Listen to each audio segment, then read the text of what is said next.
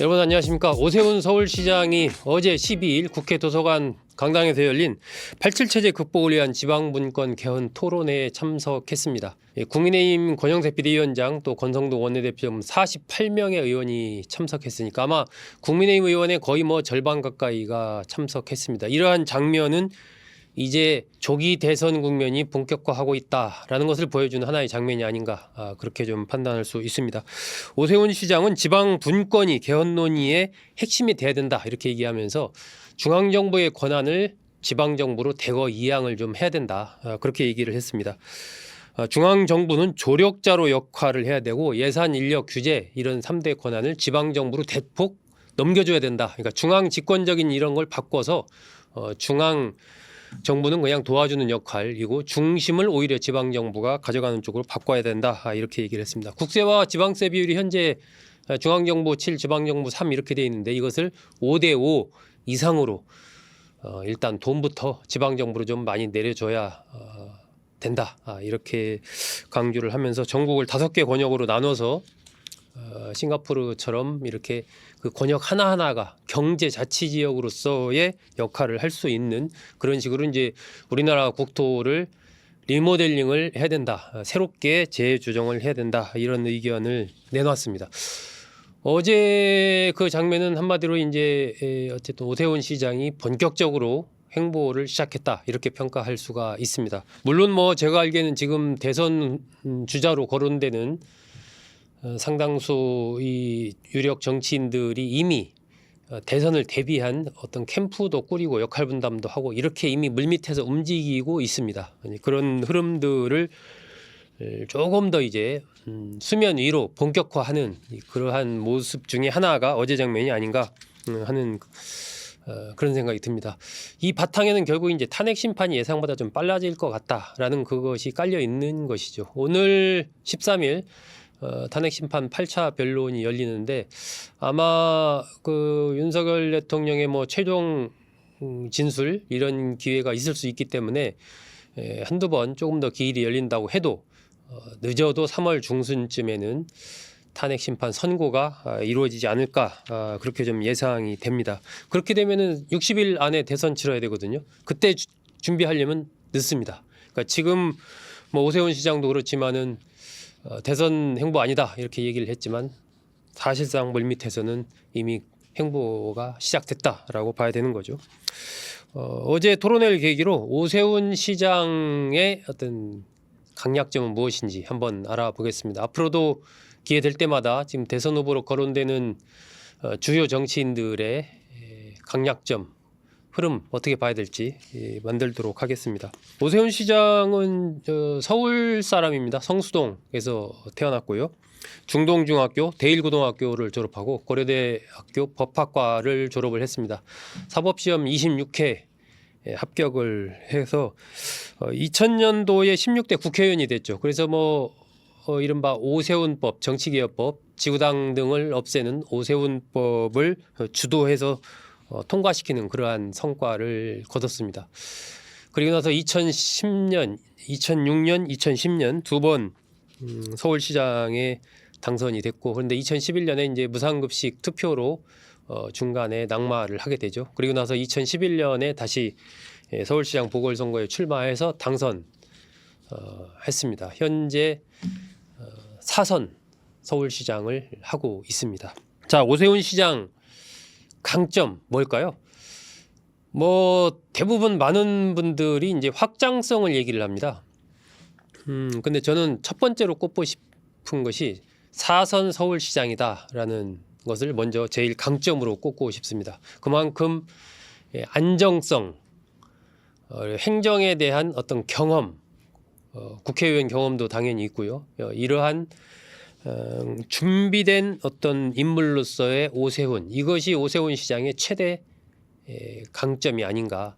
지금까지 4선 서울시장을 한 사람은 없었습니다. 그 최초의 4선 서울시장이고 이미 서울 행정 부분에 대해서는 거의 달인이라고 봐야 되겠죠. 그러니까 충분히 그러한 부분에 경험을 쌓은 그러한 인물이다. 경험과 아젠다 세팅이라든지 이런 부분, 일을 어떻게 해야 되는지를 아는 사람이다라는 거죠. 지금 뭐 북서울 꿈의 숲이라든지 경의선 숲길이라든지 뭐 그 세빛 둥둥섬 또 그레이트 한강 프로젝트 뭐 이런 식으로 이제 많은 일을 추진을 한 그러한 인물, 일머리를 아는 인물이다라는 게 첫 번째 강점이 아닌가. 그 안정성 준비됐다라는 거.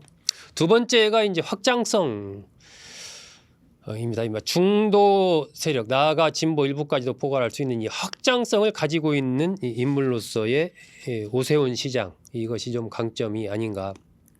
좀 보수 합리적 인물로의 어떤 대표격으로 불리는 오세훈 시장이기 때문에 그런 측면에서 현재 뭐 강한 이 강성 지지층 중심으로 가고 있는 극우적인 성향으로 가고 있다라고까지 평가되는 이 국민의힘의 중도 보수로서의 이 정체성을 가져갈 수 있는 그러한 인물. 대통령 선거전이 실시됐을 때 거기에서 중도 세력에게 어필할 수 있는 그러한 어떤 기본적인 자격을 갖고 있는 인물로서의 오세훈 시장, 이것이 또 강점이 아닌가 하는 생각이 듭니다. 세 번째는 이제 이번 탄핵 이 계엄 와중에서 어쨌든 탄핵에 찬성한 그 부분이 어떤 면에서는 또 강성 지지층 입장에서는 단점이지만 이게 또 다른 측면에서는 또 강점이 될 수 있는, 이건 양 측면을 동시에 갖고 있는 것 같습니다. 그러니까 지금 현재 이 국민의힘의 강한 보수 성향 지지층들로서는 이 부분에 대해서 좀 안 좋게 볼 수 있는 것이고요. 반대로 이제 본선 경쟁력에서는 어느 정도 또 거기에 대해서는 또 긍정적으로 작용할 수 있는 그런 두 가지 측면을 갖고 있는 게 이 탄핵에 찬성했다라는 것입니다. 지금 국민의힘 안에서는 뭐 안철수, 한동훈, 오세훈 시장과 함께 그렇게 탄핵 찬성파라고 할 수 있죠. 반대로 이제 탄핵에 반대하는 분들은 김문수, 홍준표 시장 이런 분들이 반대한다라고 볼 수 있고요. 그리고 최근에 이제 많이 거론되는 것이 오세훈 시장과 관련해서 이 명태균 의혹입니다. 이것이 이제 약점이 될 것이다. 뭐 이렇게 이제 얘기를 하는데, 명태균 씨와 이제 오세훈 시장이 두 번 만났다고 밝혔고, 오 시장 후원자가 이 명태균 씨가 운영하는 연구소에다가 여론조사를 한 5차례에 걸쳐 의뢰를 해서 3,300만 원 정도를 줬다라는 게 이제 의혹의 골자입니다.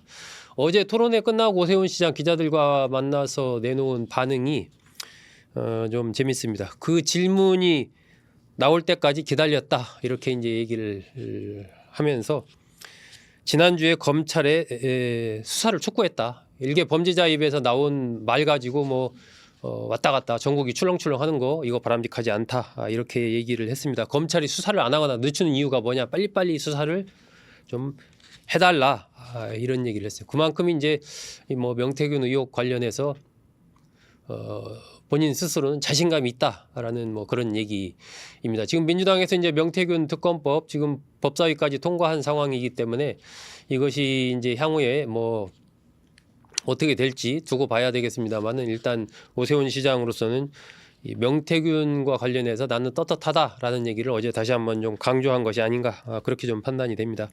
오 시장과 관련해서 이제 약점으로 지적되는 또 하나가 팬덤이 없다라는 겁니다. 그러니까 넓은 측면에서의 어떤 원만함, 두루두루 다 좋다, 뭐 이런 건 괜찮은데 이 확실한 어떤 지지층, 이 팬덤이 없다. 이것이 이제 지금 뭐 김문수 장관이라든지 한동훈 전 대표라든지 등과 관련해서 이제 얘기되는 부분이죠. 팬덤이 우리는 있는데 오 시장은 없지 않느냐, 이런 얘기를 최근에서 이제 방송에서도 다른 후보 지지하는 분들이 나와서 그런 얘기도 하죠. 오세훈 시장으로서는 이 팬덤이 없다라는 부분에 대해서 뭐 그거 인정할 것 같습니다. 사실 뭐 팬덤이 있다라고 평가할 수는 없죠. 팬덤이 없는 것이 맞습니다.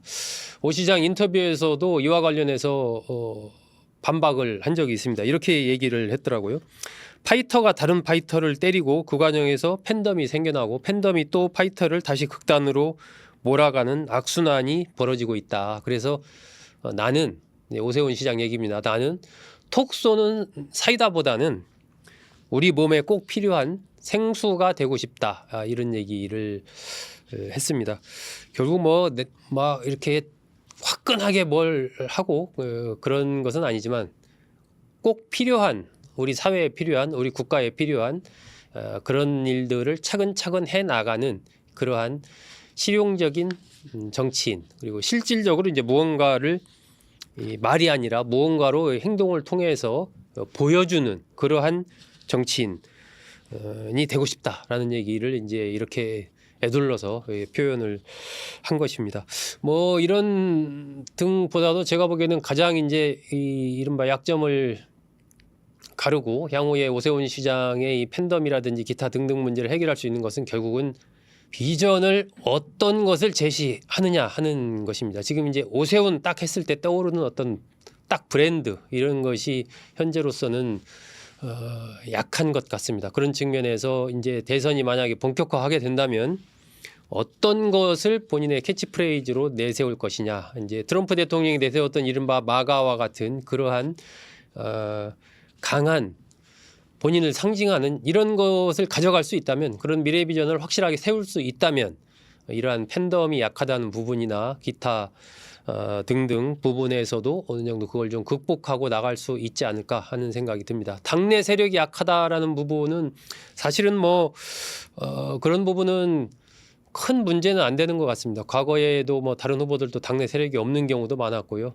그리고 어제 토론회에서 본다면 48명 국회의원들이 참석했다라는 것은 현재 국민의힘의 상황을 보여주는 것이기도 하기 때문에 당내 세력 문제는 크게 어떤 약점으로 작용하지는 않을 것 같습니다. 오히려 아까 말씀드린 그러한 미래 비전을 얼마나 제대로 가져갈 수 있느냐 이런 것이 이제 오세훈 시장으로서는 더 중요한 시기가 점점 다가오고 있지 않나 하는 생각이 듭니다. 네, 오늘은 어제 있었던 오세훈 시장의 토론회를 계기로 오세훈 시장의 강약점에 대해서 간략히 짚어봤습니다. 여러분 잘 들어주셔서 고맙습니다.